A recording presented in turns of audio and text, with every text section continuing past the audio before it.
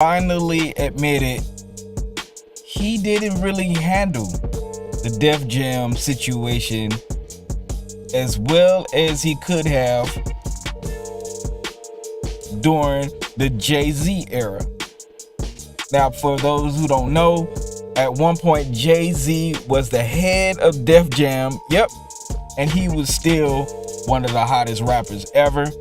And a lot of artists had issues with Jay-Z being an artist and being the president of Def Jam.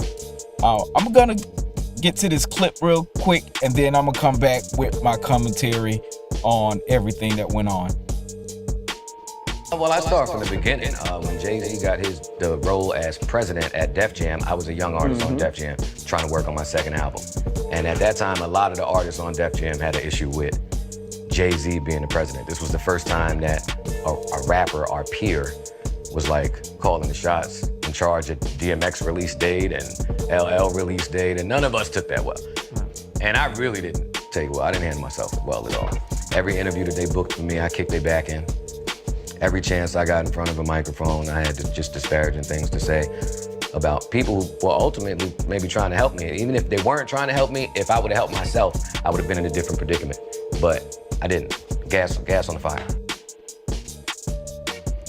Now, this is very interesting.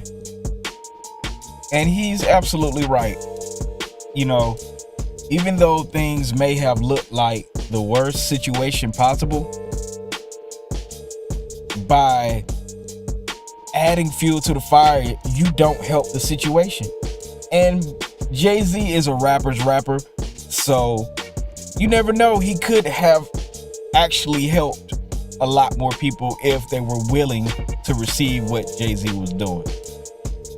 At that time, I think a lot of things happened, and Jay-Z did do a couple of things at that time, but I think the resistance was so strong that he didn't get as much done as he could have.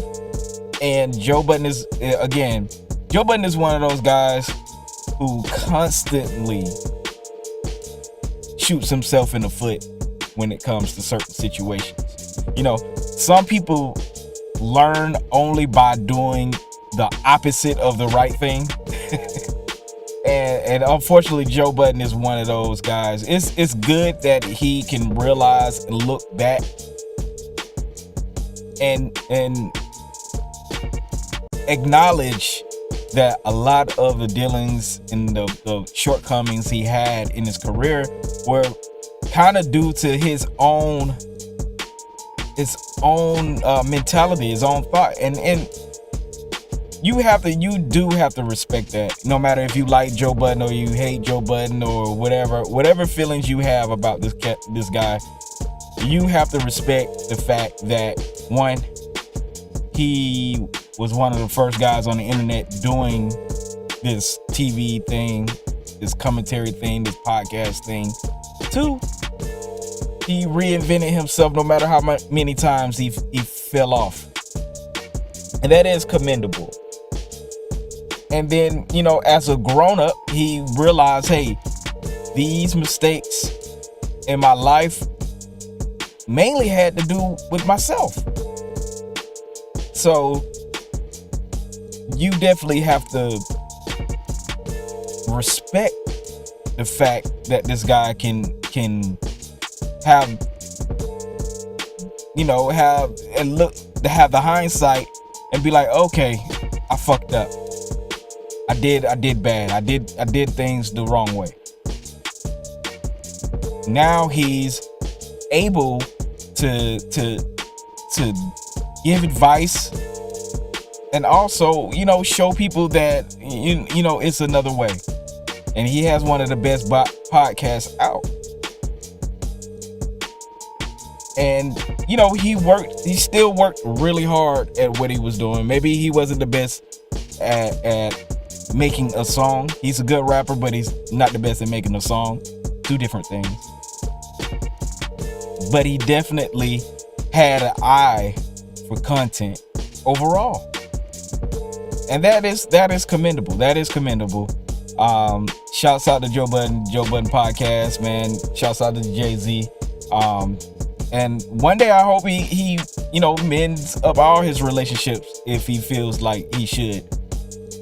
And content is a hard thing to do, and you gotta respect the hustle. Man, let me know what y'all think. Do y'all think Joe Budden is learning his lesson? Do you think he's righting his wrongs now? And what do you think Joe Budden's content is gonna go from here on out?